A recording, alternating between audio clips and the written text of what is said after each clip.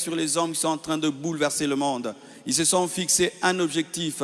Chaque année, ils doivent faire quelque chose d'impossible. Des païens. Chaque année, ils doivent faire quelque chose d'impossible. Chaque année, ils doivent faire quelque chose d'impossible. Et ils se mettent autour d'une table. Ils ne font pas jouer les muscles, les biceps, la tête. Ils réfléchissent. Ils réfléchissent comment ils peuvent faire quelque chose d'impossible chaque année. Et ce sont eux qui gouvernent le monde. Ce sont eux qui dirigent le monde. Aujourd'hui, ceux qui dirigent le monde, ce ne sont pas ceux qui ont les muscles, mais ce sont ceux qui ont l'intelligence. Google, l'intelligence. ChatGPT, l'intelligence. Tous, Facebook, l'intelligence. Sans intelligence, tu ne peux entrer dans une nouvelle saison. Ta vie d'aujourd'hui ressemblera à ta vie d'hier si aujourd'hui tu as les mêmes connaissances que tu avais hier. Pour discerner les temps et marcher avec sagesse. À travers ce message intitulé « La place de l'intelligence dans une nouvelle saison », nous sommes invités à comprendre l'importance du discernement spirituel, de la sagesse et de l'intelligence divine pour entrer pleinement dans ce que Dieu prépare. Nous vous souhaitons une excellente et bénissante audition. Frères et sœurs, aujourd'hui nous avons des voitures électriques, nous avons des TGV, nous avons même bientôt, nous aurons des voitures, des taxis volants, des bus volants. Pourquoi ? L'homme met son intelligence en place. Il dit, il y a trop d'embouteillages sur terre, mais au ciel, il n'y a pas d'embouteillage. On va créer des routes en haut. Et quand on en parle, ça paraît impossible. Mais bientôt, il y aura des voitures qui vont voler, mes frères et sœurs. L'intelligence change les saisons. L'intelligence t'amène à entrer dans une nouvelle saison de ta vie. Si l'intelligence, la connaissance, a permis à l'homme de quitter les pieds pour les airs, avoir même des voitures dirigées par l'intelligence artificielle, des drones même qui livrent des paquets, des drones qui font la guerre à la place de l'homme. Sachez, frères et sœurs, si la connaissance peut changer ta manière de te déplacer, la connaissance peut changer ta vie, elle peut changer ta spiritualité. Elle peut changer ton ministère. Elle peut tout changer. Tu sais pourquoi tu souffres dans ce domaine? Tu n'as pas la connaissance qu'il faut dans ce domaine. C'est tout, mon frère. Tu ne sais pas ce que tu devais savoir dans le domaine où tu échoues. C'est pourquoi tu échoues. Le jour que tu connaîtras ce que tu dois connaître dans ce domaine, tu réussiras. Ce que tu appelles impossible aujourd'hui, c'est seulement l'ignorance. Le jour que tu connaîtras, tu ne diras plus que c'est impossible. Ce sera possible. Hier, quand on regardait les airs, on disait c'est impossible d'arriver jusque-là. Mais est-ce qu'aujourd'hui on dit que c'est impossible? On dit on va le faire. Bill Gates va le faire. Elon Musk va le faire. Et ils vont monter là-bas. Ils vont nous mettre des satellites. Ils vont connecter le monde entier. Hier, ce qui était impossible par la connaissance est devenu possible. Alléluia. Alléluia. Osée 4, verset 6, la Bible dit, « Mon peuple est détruit parce qu'il lui manque la connaissance. » On ne dit pas les païens. Non, on ne dit pas les Philistins. On dit le peuple de Dieu. Tu peux être le peuple de Dieu. Tu peux être un enfant de Dieu. Et malgré tout, tu es détruit parce que tu es ignorant. L'ignorance ne te protège pas, même quand tu es un enfant de Dieu. Une fois, quelqu'un est venu me vendre une statuette. Je l'ai beaucoup appréciée. C'était une statuette qui parlait de l'archéologie égyptienne. C'était très beau. C'était le Sphinx qui fait ça. J'ai aimé, j'ai mis dans ma maison. Après, des maladies et des maladies et des maladies. L'atmosphère était chargée, bizarre. J'ai prié, j'ai chassé les esprits, ça continuait. Et dans la prière, Dieu me dit, c'est le Sphinx que tu as acheté. C'est occulte. J'ai pris le Sphinx, je l'ai cassé. Je l'ai sorti de ma maison et l'atmosphère a changé. Je n'avais pas la connaissance qu'il fallait par rapport à cette chose-là et ça avait ouvert une porte à l'ennemi.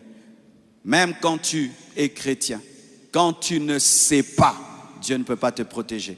C'est la connaissance qui te protège. C'est la connaissance qui te protège. Mon peuple périt parce qu'il lui manque la connaissance.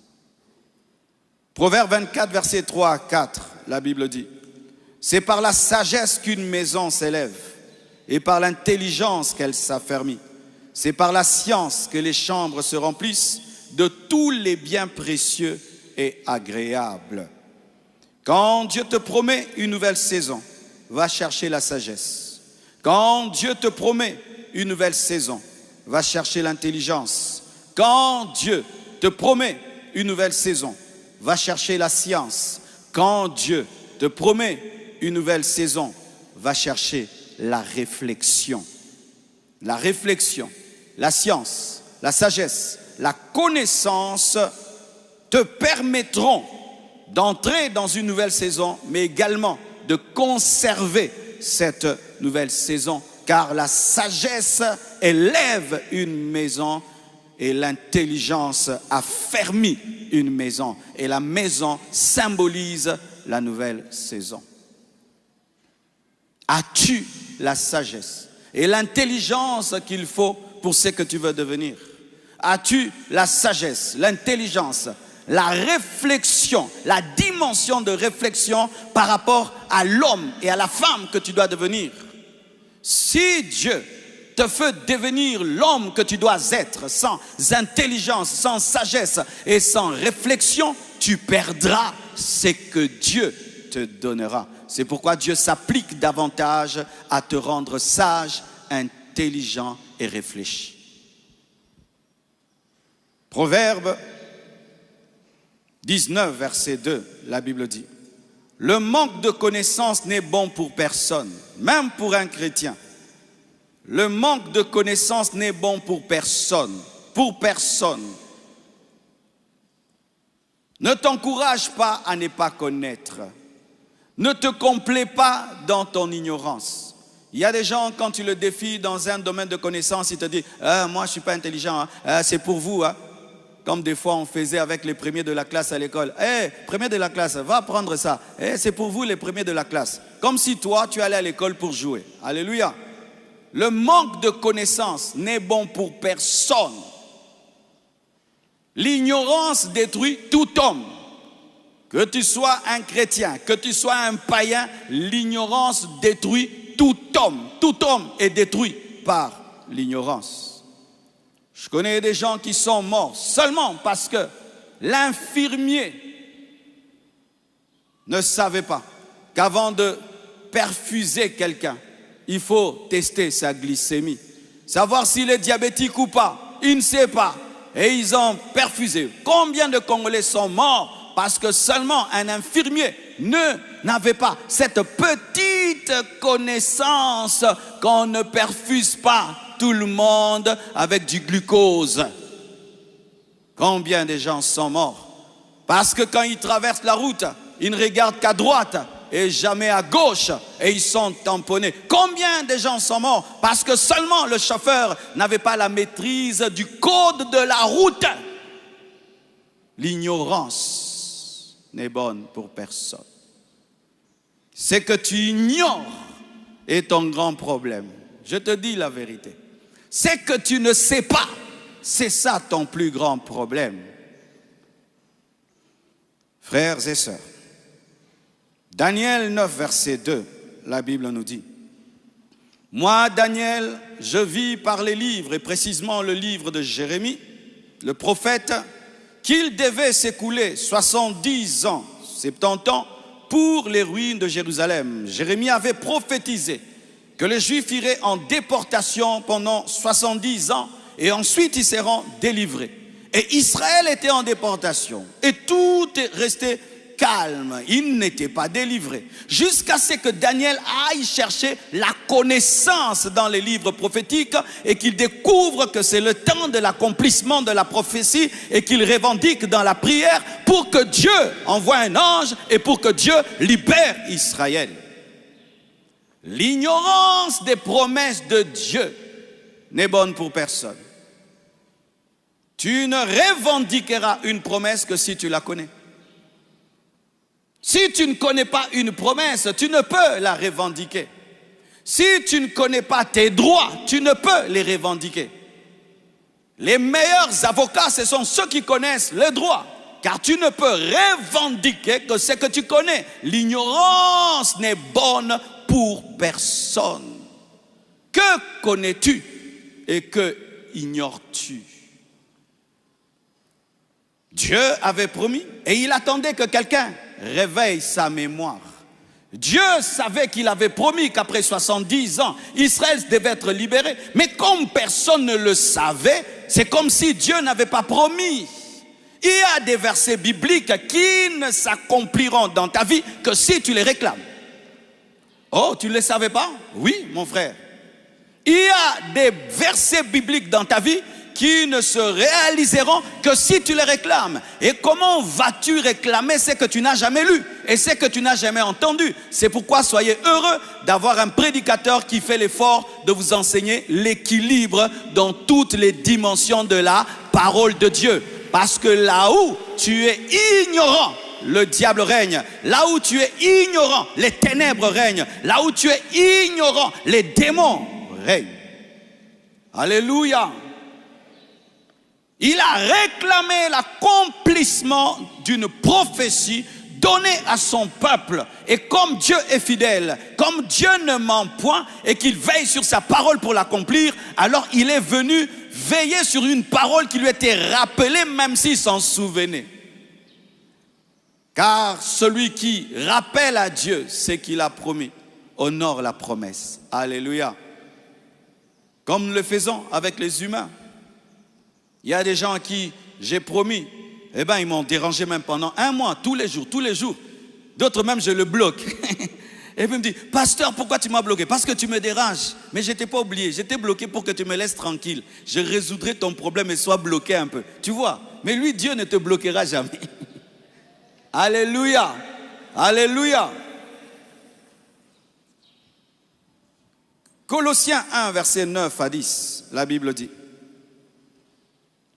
nous ne cessons de prier Dieu pour vous et de demander que vous soyez remplis de la connaissance de sa volonté, afin de marcher d'une manière digne du Seigneur. Nous ne cessons de prier pour vous.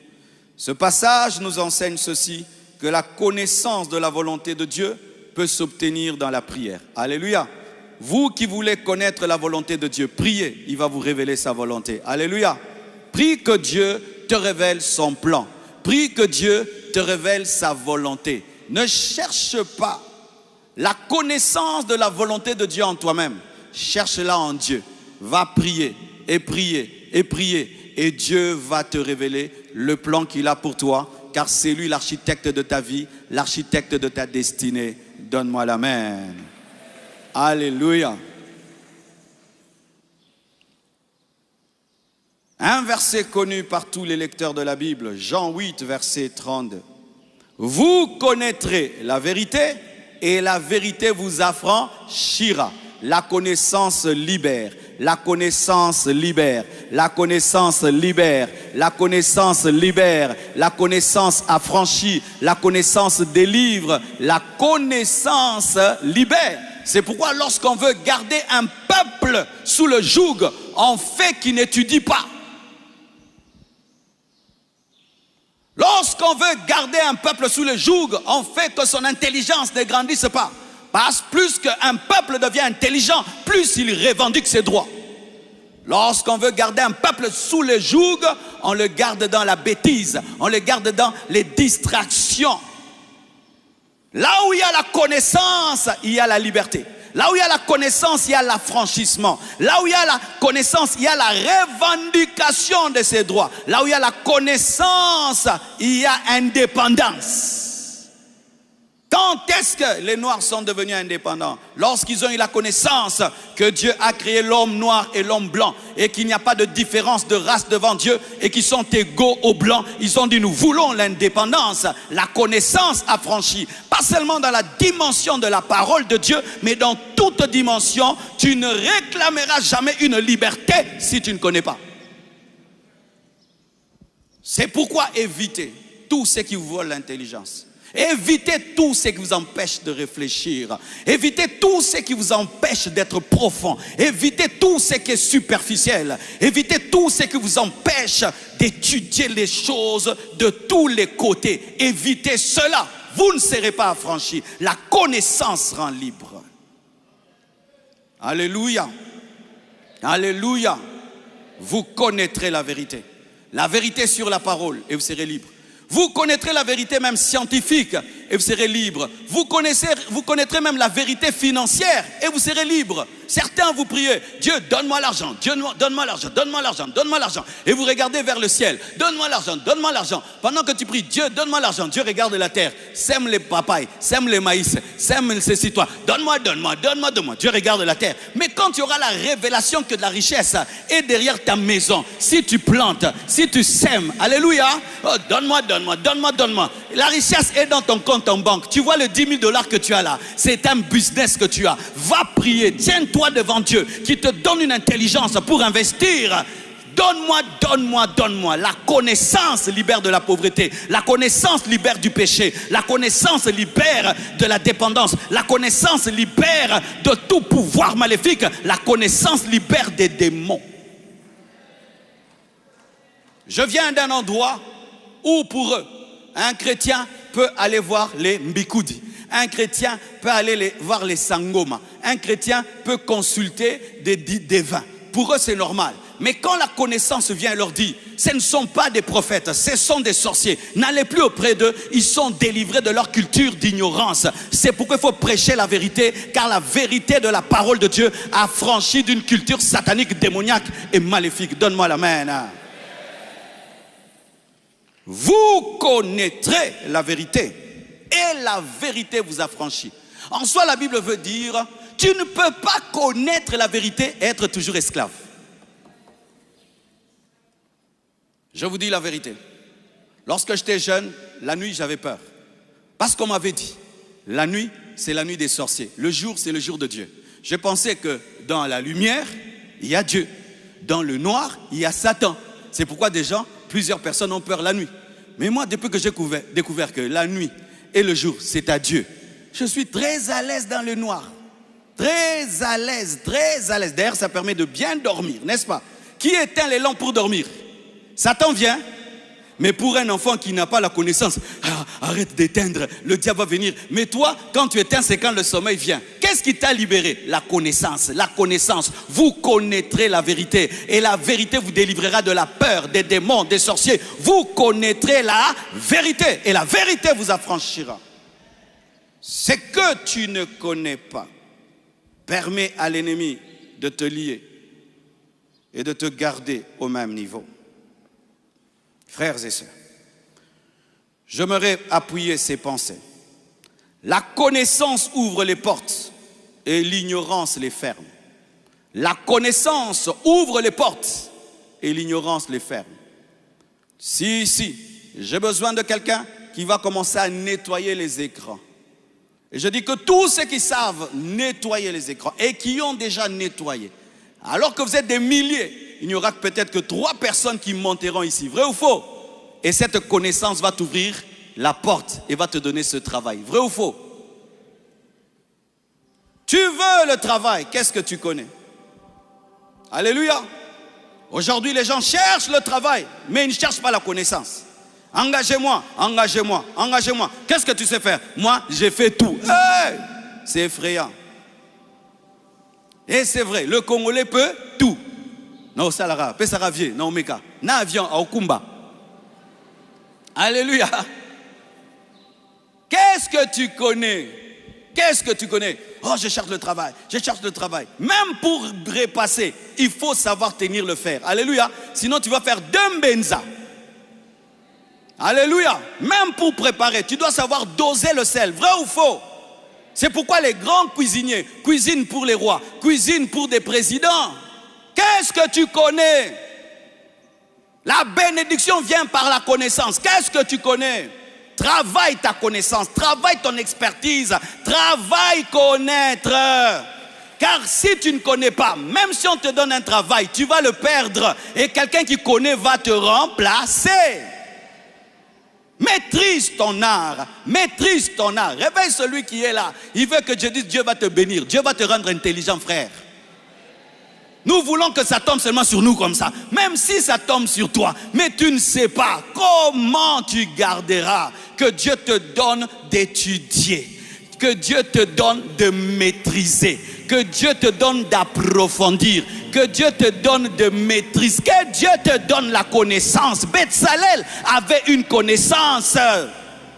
David avait une connaissance. Il savait lancer une pierre. Il n'a pas appris à lancer la pierre devant Goliath. Il lançait déjà. Il a fait ce qu'il faisait. D'ailleurs, lorsqu'on l'a amené dans l'armure de Saoul, il a refusé parce qu'il ne faisait pas ça. Il a refusé là où il était ignorant. Il est revenu là où il était maître. C'est avec la maîtrise de la fronde et de la pierre qu'il a tué Goliath. Tu ne tueras pas Goliath avec l'épée de Saoul parce que tu rencontres l'épée de Saoul pour la première fois. Mais tu vas tuer Goliath avec ce que tu fais tous les jours, que tu as perfectionné, que tu as fait grandir. Je te pose la question, face au Goliath de ta vie, quelle est ta fronde? Quelle est ta pierre? Quelle est ta fronde? Quelle est ta pierre? Quelle est la chose que Dieu t'a donnée pour faire tomber Goliath? Alléluia! Lorsque tu veux tenir un sac, il y a toujours la main du sac, n'est-ce pas? On appelle ça quoi? La main du sac.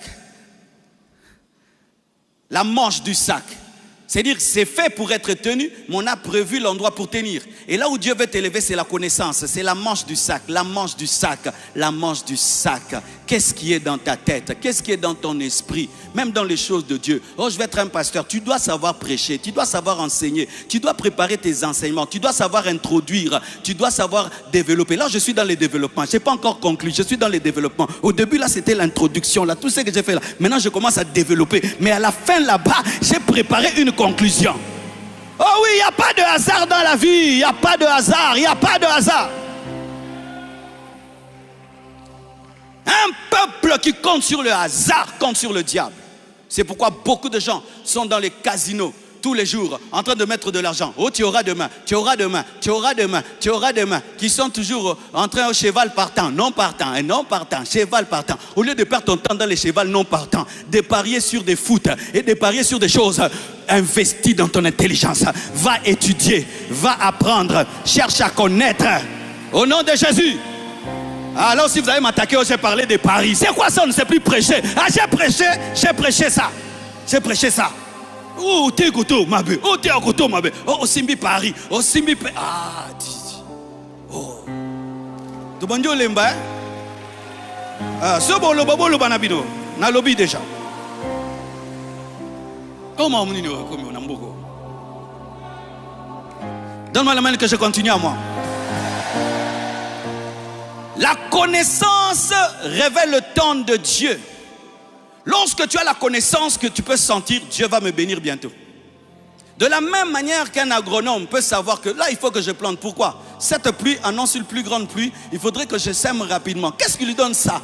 Il peut s'aimer parce qu'il peut étudier le ciel. La connaissance te préparera. La connaissance te préparera afin que tu ne rates pas l'opportunité.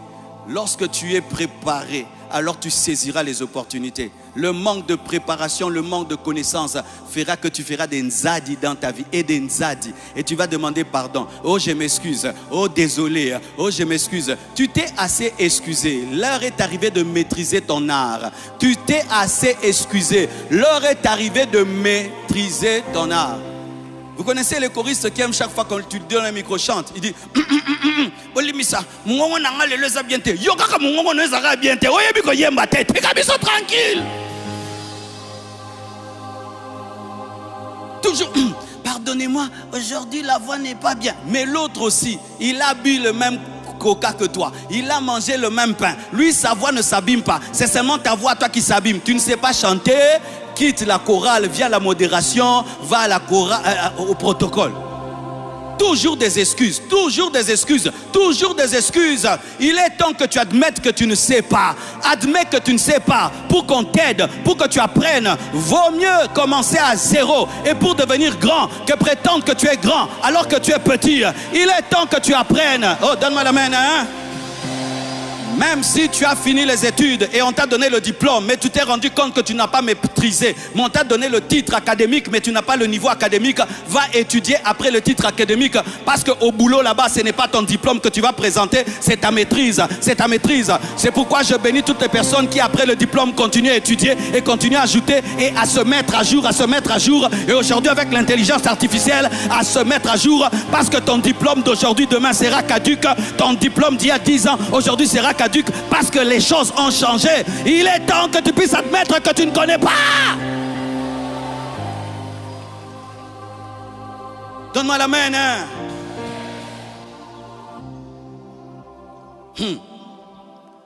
La connaissance permet de bien naviguer dans une nouvelle saison. La connaissance permet de saisir les opportunités. L'ignorance rend pauvre spirituellement et matériellement. La connaissance est la première richesse. Donne à quelqu'un des millions et donne à un autre la connaissance. Celui qui a les millions dans l'ignorance les perdra demain. Mais celui qui a la connaissance demain aura les millions et les gardera. C'est pourquoi investissez dans les études de vos enfants. Pas seulement prends l'argent. Nous connaissons dans ce pays des héritiers qui ont tout vendu, vrai ou faux? Des héritiers qui ont tout vendu. Et puis qui reviennent encore te demander de l'argent. Tu te dis, mais qu'est-ce que tu as fait de cet argent? Il a eu la richesse sans intelligence. Mais celui qui n'avait que l'intelligence a multiplié 10. C'est devenu 100. 100 c'est devenu 1000. 1000 c'est devenu 10 000. 10 000 c'est devenu 100 000. 100 000 c'est devenu 1 million. 1 million c'est devenu. Investissez dans la vraie richesse, l'intelligence, la connaissance, l'intelligence, la connaissance, l'intelligence, la connaissance. Lorsque tu as la richesse et tu n'as pas la connaissance et l'intelligence, va chercher l'intelligence. L'intelligence te permettra de gérer et de garder. Sinon, tu iras acheter une veste de 10 000 $. Une veste de 10 000 $. C'est terrible, hein? Comment tu peux avoir 10 000 $ en banque et puis tu achètes une veste de 10 000 $? Comment tu peux avoir 10 000 $ en banque et tu fais un mariage de 10 000 $? Les choses que vous faites vraiment. Comment tu peux faire un mariage de 10 000 $ et tu n'as que 10 000 $ en banque? Après maintenant la fête, tu vas manger quoi? Les photos? La robe, la veste, hein? Tu as 10 000 $ en banque. Fais une fête de 3 000 $. Et si les gens sont fâchés qu'ils n'ont pas bien mangé, qu'ils aillent manger chez eux. Qu'ils aillent manger chez eux. Qu'ils aillent manger chez eux. Donne-moi la main. La fête que j'ai faite là, les gens n'ont pas beaucoup mangé, hein? C'était debout, vous grignotez. Pourquoi? J'ai trop de choses à faire dans la vie que vous nourrir vous tous ici. Oui, c'est c'est ce que j'ai fait. Demandez à tous ceux qui étaient à cette fête-là. Les gens étaient fâchés, ils n'ont pas bien mangé. Mais j'avais prémédité qu'ils se fâchent. Car j'avais prémédité l'économie. Oh mon frère, tu n'es pas obligé de louer une grande salle. Que celui qui t'oblige de louer une grande salle, qu'il la paye lui-même. Tu n'es pas obligé de changer 4 fois. Alléluia. Tu n'es pas obligé de tout ça. Soyez intelligent, soyez sage. Que Dieu te donne l'intelligence, que Dieu te donne la sagesse, que Dieu te donne l'intelligence, que Dieu te donne la sagesse. Tu n'as rien à prouver à personne, tu n'as rien à prouver à personne, tu n'as rien à prouver à personne, tu n'as rien à prouver à personne. Donne-moi la main. La veste que je porte, elle a 4 ans. 4 ans que j'ai cette veste. Cette chaussure, elle a 7 ans. Je l'ai achetée à Pointe-Noire, il y a 7 ans. Ma chaussette là. Plutôt, ma chaussure, 7 ans d'âge. Elle tient toujours. Et Konzo. Mais en attendant, je construis ceci. Mais une chaussure de 7 ans. Mais regarde l'écran géant.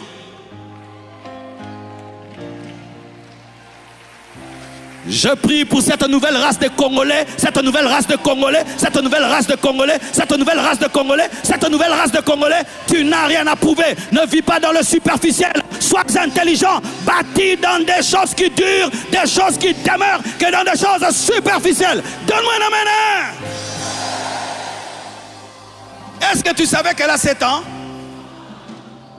Je la porte avec fierté. Namorande naebi. Et ça, elle n'y. Sobi que na la télé aura 7 ans, ça n'a rien. Le ba bitumba pamba, bitumba bazoba, zama ele. Oh, acclame le Seigneur.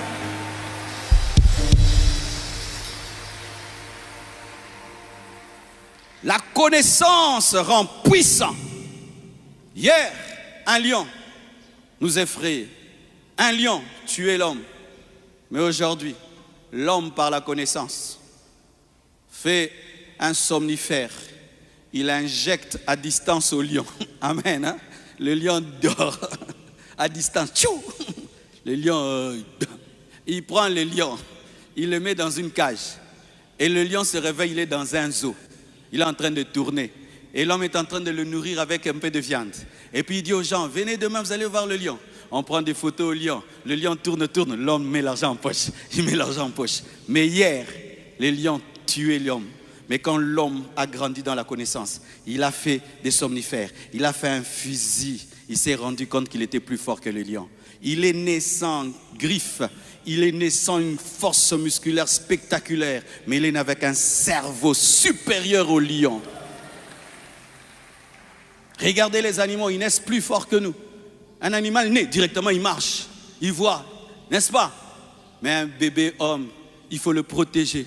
Il grandit simplement. Il n'a pas de pelage pour se protéger du froid. Mais il est faible parce que Dieu a tout mis dans le cerveau. Mais quand ce cerveau commence à se développer, cet homme commence à regarder les choses autrement. Il commence à faire des fusils. Il commence à faire des somnifères. Il commence à dompter un éléphant. Un éléphant.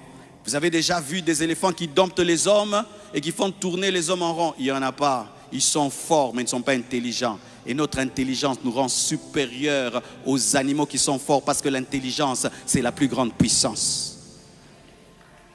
Pour qu'aujourd'hui la Chine fait trembler les États-Unis, l'intelligence.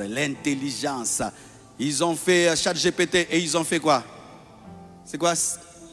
Hein? Quelque chose comme si, quelque chose là. DeepSeek, c'est ça, hein? C'est ça. Et ils sont en train, tout le temps, de démontrer aux Américains que vous n'êtes pas les plus intelligents du monde et que vous ne le voyez pas, vous les respectez, n'est-ce pas? L'intelligence te fera respecter. Je bénis Dieu pour un frère de cette église. Il est venu ici, aveugle, mais il était un aveugle différent. Pas un aveugle qui demandait de l'argent pour manger, de l'argent pour boire. Il demandait l'argent pour étudier. Ce frère-là a fini ses études. Et je vous assure, lorsqu'on parle de lui, on dit que c'est parmi les étudiants les plus éloquents de son université. C'est vrai qu'il n'a pas des yeux, mais il sait parler. Il ne s'est pas concentré sur ce qu'il n'avait pas. Il s'est concentré sur son cerveau et sur sa bouche. Et il a fini ses études. Pendant qu'il y en a qui ont des mains, qui ont des yeux, qui ont tout, mais qui disent « je ne peux pas, je ne suis pas intelligent, je ne peux pas ». Et qui demandent que des miettes et des miettes. Lui, il a dit « ne me nourrissez pas, faites-moi étudier ». Il va trouver un travail, il va se marier, il va devenir grand. Pourquoi? Il a investi dans l'intelligence. C'est pourquoi lorsqu'une nation veut se développer, il faut investir dans l'intelligence. Dans l'intelligence, dans l'intelligence.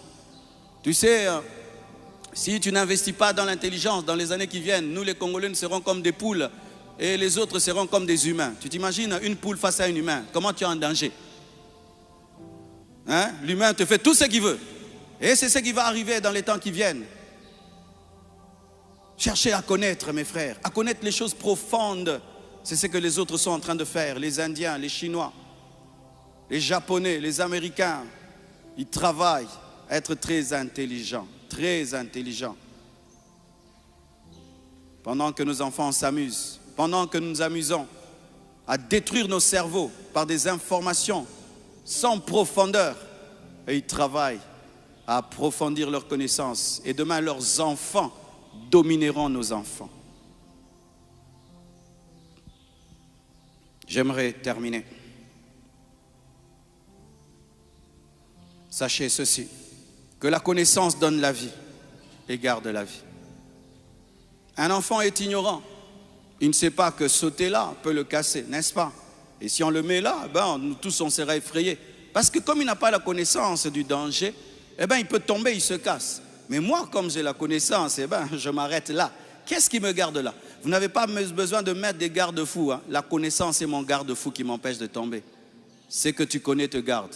Tu sais pourquoi tu pêches? Tu ne connais pas c'est quoi la conséquence du péché.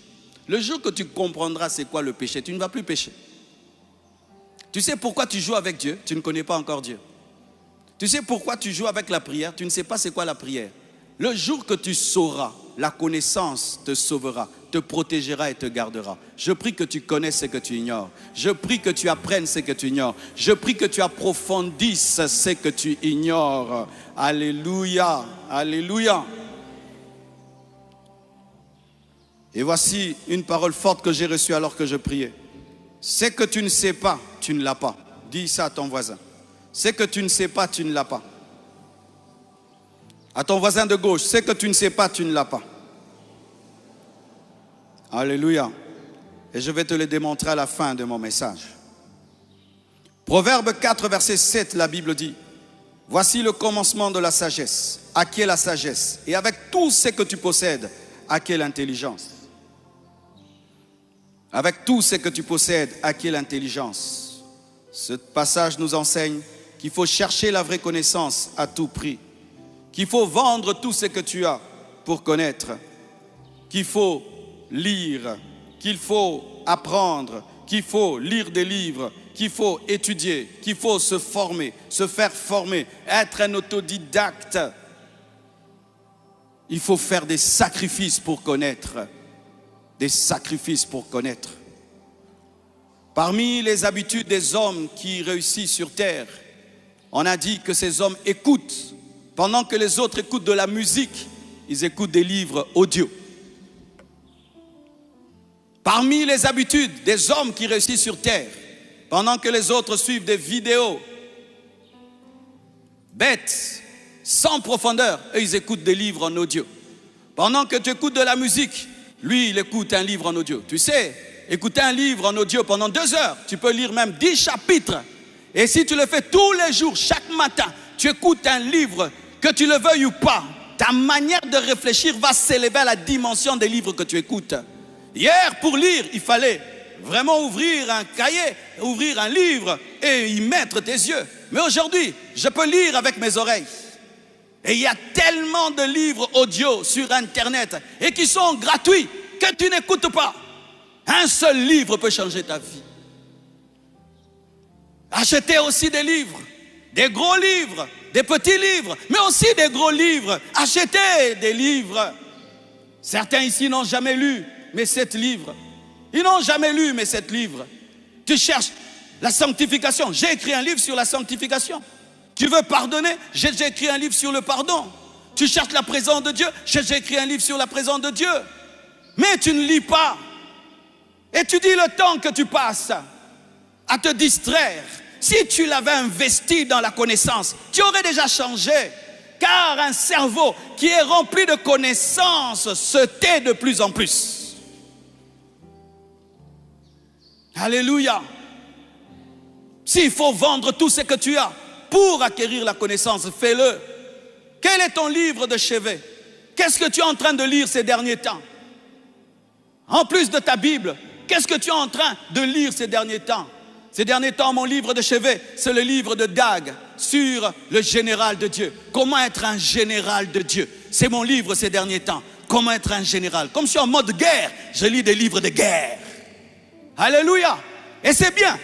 Quand je lis un homme de Dieu comme lui, qui me parle des choses que Dieu me révèle en ces temps, ça me fortifie. Quel est le livre que tu lis? Lisez, lisez. Les hommes qui influencent la terre, lisent. Paul lisait. Paul lisait. Lisez. Même en lingala, lis. Lis. Apprends. Pose des questions. Lorsque tu vois quelqu'un réussir dans un domaine que tu ne maîtrises pas, humilie-toi. Pose la question. Comment tu fais? Comment tu fais? Comment tu fais? Comment tu fais? Dis-moi comment tu fais. Quand nous sommes allés à ICC Brazzaville, j'ai posé des questions tout le temps à la femme du pasteur Yves. Comment elle fait? Parce que c'est elle qui organise tout, c'est elle qui arrange tout. J'ai dit, comment tu fais? J'ai dit, comment vous faites pour que votre estrade soit toujours belle? Vous savez ce qu'ils font? Choristes. Les choristes viennent avec des chaussures. La chaussure que tu utilises de ta maison jusqu'à l'église, et quand tu arrives à l'église, tu portes la nouvelle chaussure pour ne pas abîmer là-bas. Et ils chantent, ils répètent les pieds nus. Ils répètent les pieds nus parce que pendant les répétitions, on abîme le carreau. j'ai appris ça là-bas. J'ai posé la question. Quand tu vois quelqu'un faire bien, c'est que tu aimerais faire. Pose la question, apprenez, apprenez. Arrêtez de passer le temps à parler du mal des gens, à parler des gens, parlez de vos vies, parlez de vos vies. Apprenez, apprenez, arrangez vos vies, apprenez, apprenez, apprenez. Apprenez. Qu'est-ce que tu as appris cette semaine? Qu'est-ce qui s'est ajouté à ta vie? Lorsqu'aucune connaissance ne s'ajoute à ta vie est statique. C'est la connaissance qui bouge la vie. Je vous ai parlé de la connaissance qui nous a fait quitter les pieds jusqu'à des avions. C'est la connaissance.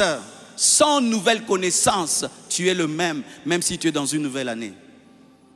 C'est pourquoi quand tu redoubles d'année à l'école, tu as redoublé, tu avais 20 ans. Amen. Hein? Maintenant, tu as 21 ans. Mais en première, ce n'est pas l'âge, c'est la connaissance. On va dire, il a redoublé. Même si tu as fêté l'anniversaire, c'est l'anniversaire d'un doubleur. Même si tu as crié bonne année, tu as doublé. Vrai ou faux?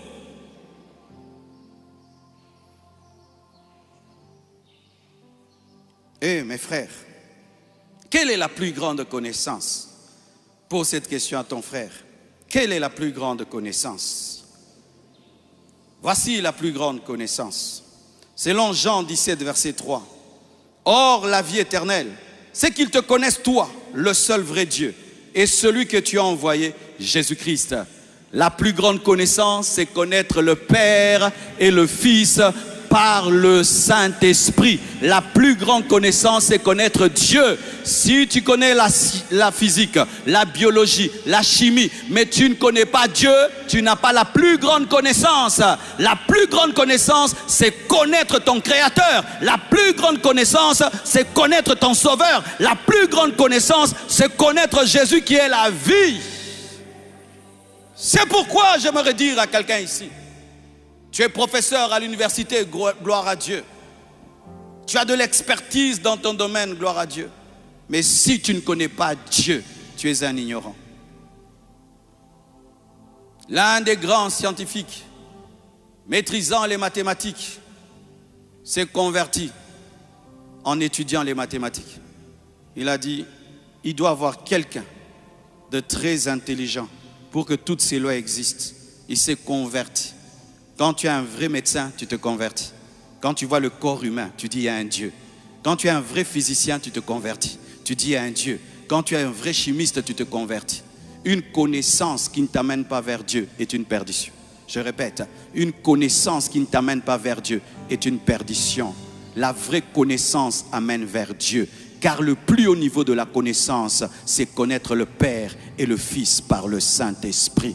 C'est pourquoi si tu es là, tu ne connais pas le Père, tu ne connais pas le Fils. Et comme je vous ai enseigné, connaître, ce n'est pas la théorie. Oh, je crois que Dieu existe. Si tu ne marches pas avec lui, si tu n'obéis pas à sa parole aujourd'hui, prends la décision de le connaître. Il se pourrait que tu oublies tout ce que je vais te dire. C'est pourquoi j'ai préparé ces 4 histoires qui expliquent très bien mon enseignement. J'avais un ami qui s'appelait Nguine Cham. C'était l'un de nos plus grands prédicateurs. Il est déjà rentré dans la gloire de Dieu. Un jour, il est allé dans un hôtel et c'est lui-même qui raconte l'histoire. Et il va à la réception, il fait toutes les formalités et ensuite on le conduit vers sa chambre. Et il y va. Et quand il arrive devant la porte, il commence à chercher la clé et il n'avait pas de clé. Et il regarde la porte, il n'y a pas un endroit pour mettre la clé. Et il commence à se plaindre, il dit, mais ça c'est quel genre d'hôtel? Il n'y a pas de clé. Et il a pris du temps vraiment devant la porte, en train de voir comment il va entrer. Et puis il y a une femme de ménage qui passait par là, qui n'avait pas son niveau d'onction, son niveau intellectuel, mais qui a remarqué quand même que l'homme de Dieu a pris beaucoup de temps devant sa porte, lui posera la question. Je vois que vous avez pris beaucoup de temps devant votre porte. Quel est le problème? Il dit, mais cet hôtel est bizarre. Ils ne m'ont pas donné de clé. Et la femme lui dit, est-ce qu'on t'a donné une carte? Une carte? Ils m'ont donné ça. Mais c'est la clé. Ah, comment la clé? Il dit, donnez-la moi. Elle prendra la clé magnétique et la mettra devant la porte. Et boum, ça se va dire. Ah! Il avait la clé mais il ne savait pas qu'il avait la clé. Et il a pris des minutes devant la porte parce qu'il n'avait pas la connaissance qu'il avait une clé. Comme toi, tu prends du temps devant une porte de ta vie, alors que Dieu t'a déjà donné la clé, une compétence, une révélation, une capacité, son Fils Jésus, le sang de l'agneau, le Saint-Esprit. Mais comme tu ne sais pas, la porte sera fermée. Et aujourd'hui, je suis venu comme la femme de ménage pour te dire que Jésus est sauveur, que Jésus veut que tu travailles, que Jésus veut que tu étudies, que Jésus veut que tu t'approfondisses. Et si tu utilises cette clé, la porte s'ouvrira. Beaucoup d'entre vous, vous êtes en train de forcer les portes. Vous prenez des haches pour casser, mais ce n'est pas question de hache. C'est question de connaissance, c'est question de révélation. Laisse-toi former, laisse-toi aider. Et cette porte que tu appelles impossible va s'ouvrir. Car, alléluia, le problème de l'apôtre Nguine, c'est qu'il supposait qu'il aura une clé ordinaire, alors que la technologie a changé. On n'ouvre plus avec les anciennes portes, mais il y a maintenant des cartes. Les cartes sont des clés. Mais lui ne pouvait pas savoir qu'une clé peut être une carte peut être une clé. Il avait besoin de mise à jour. De mise à jour. Encore. Il y avait une femme. Cette femme vivait dans la pauvreté. Son mari était décédé et elle se nourrissait difficilement, payait difficilement l'eau, l'électricité. Elle habitait vraiment une cabane pourrie. Des années. Et elle priait, Seigneur bénis-moi, Seigneur bénis-moi, Seigneur bénis-moi. Les années passées, elle était toujours dans la pauvreté. Et un jour, un notaire est passé par là, l'a visité. Et il est étonné de remarquer qu'elle était dans une grande pauvreté. Et il pose la question à la femme. Comment tu vis dans cette pauvreté? Elle dit, j'ai prié Dieu, Dieu ne me bénit pas encore, je suis en train de prier. Elle dit, ah, mais ton mari ne t'avait pas laissé un sac? Ah oui, il m'avait laissé un sac. Ah, tu avais ouvert le sac? Oui, j'avais ouvert le sac. Et qu'est-ce que tu avais vu? J'ai trouvé seulement un papier là. Un papier seulement. C'est tout ce qu'il y avait dedans. Oh, tu as lu? Ah, je ne sais pas lire. Mais ce n'est qu'un papier. Oh, amène-moi le papier. On ouvre là. Va dans telle banque, tel numéro de compte. Tu trouveras de l'argent. Hein? Elle avait ce papier dans sa maison. Des années, elle était pauvre parce qu'elle a méprisé une lettre. Elle ne s'est même pas donné la peine de connaître ce qui était dans la lettre. Et on va à la banque. On trouve tout ce dont elle avait besoin pour manger et pour vivre. Elle a souffert des années parce qu'elle ne savait pas lire. Elle a souffert des années parce qu'elle ne s'était pas donné la peine d'ouvrir une mallette et de sortir une lettre pour la présenter. Et c'est ce qui arrive à beaucoup d'entre vous. Notre problème, c'est que nous prions trop en regardant au ciel. Et il fallait qu'elle prie en regardant vers le sac. Tu pries trop en regardant vers le ciel. Prie en regardant les poules. Comment tu vas les vendre? Comment ils vont te faire des œufs? Tu pries trop en regardant le ciel. Tu ne pries pas en regardant comment tu peux faire du jus et vendre. Tu pries trop en regardant le ciel. Tu ne pries pas en regardant combien de gens sortent d'ici et tous ces gens dehors qui ne prient pas ici, à certains prient aussi, hein, qui prennent des choses. Toi, tu ne peux pas. Mais ne mettez pas devant l'église. Hein. Devant l'église, vraiment, pas devant l'église. Hein. De ce côté-là, oui, pas de ce côté-ci.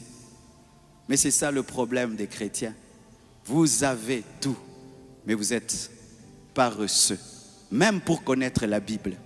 Même pour connaître la Bible et approfondir la Bible dans le domaine où tu échoues. Parce que la Bible est profonde dans tous les domaines. Si tu échoues dans un domaine, approfondis le domaine là, jusqu'à trouver la sagesse de Dieu là. Vous allez dans les profondeurs pour avoir le diamant. Allez en profondeur aussi de la connaissance de Dieu pour avoir les diamants spirituels et revenir avec ces diamants et ça va changer vos vies. Je termine par cette histoire. 2 champions se battent dans une chambre et un champion tape l'autre, mais comme il est pressé, il prend son avion et il part. Et celui qui est tabassé sort de la chambre et crie au dehors, je l'ai tapé, je l'ai tapé, je l'ai tapé. Et tout le monde commence à appeler champion, champion, champion. Mais il y avait quelques spectateurs dans la chambre et qui ont vu comment le champion qui est parti a tapé. Mais il ne s'est pas donné la peine de rester. Qu'est-ce qu'ils vont faire? Ils vont laisser le faux champion crier victoire et être admiré. Ils iront dire à tous ceux qui étaient au dehors et qui n'étaient pas dans la chambre que le vrai champion, ce n'est pas lui, mais c'est l'autre qui a voyagé. Il en est de même. Lorsque tu vas dans une famille qui est dominée par la sorcellerie, qui tremble devant la sorcellerie, qui tremble devant la pauvreté, les œuvres de ténèbres et le péché, tu dois dire à cette famille que ce n'est pas le diable qui a vaincu, ce ne sont pas les sorciers qui ont vaincu, mais c'est Jésus-Christ de Nazareth qui est mort et qui est ressuscité qui a vaincu. Car il y a des familles qui sont dominées par la sorcellerie parce qu'elles ignorent que c'est Jésus qui est Seigneur. Pas la magie, pas la sorcellerie, pas l'esprit de mort, pas les puissants de ténèbres. C'est pourquoi nous devons annoncer l'évangile à toutes les nations, à toute création, afin de dire que Jésus a vaincu le diable, il a vaincu les ténèbres, il a vaincu les sorciers, il a vaincu les démons, il a vaincu les ténèbres. Il faut aller dire, car il y a des gens qui ne le savent pas et qui sont en train d'adorer le faux champion. Donne-moi l'amen. L'évangile, c'est de dire que le diable a perdu dans la chambre. Il y a des nations où on adore des démons, où on adore Mami Wata. Tu ne peux pas prêcher contre Mami Wata, ils ont peur. Tu ne peux pas prêcher contre le vaudou, ils ont peur. Mais quand tu vas leur dire, le vaudou que vous craignez là a été dépouillé à la croix, a été vaincu à la croix, et je vais vous le démontrer. Quand je suis allé au Niger, c'était un peuple islam, et ils ne croyaient pas en Jésus. Je suis venu, je leur dis, Jésus est mort et ressuscité, je vais vous le démontrer aujourd'hui. Ils m'ont dit, ok, je vais vous prouver que Jésus est un esprit. Ok, ok. Les imams sont venus avec leurs fidèles, ils quittaient la mosquée et ils venaient à la croisade. J'ai dit, levez les mains, je vais invoquer Jésus, il va vous toucher. Et là j'ai demandé à Jésus de les toucher sans la foi. Même s'ils ne croient pas, qu'ils vomissent, même s'ils ne croient pas, qu'ils soient guéris, même s'ils ne croient pas, qu'il y ait d'autres dons. Frère, c'était comme le défi du Carmel. J'ai dit, levez les mains, fermez les yeux. Ils ne fermaient pas les yeux, mais regardez, on va voir ces magiciens. Père Tout-Puissant, au nom de Jésus, touche.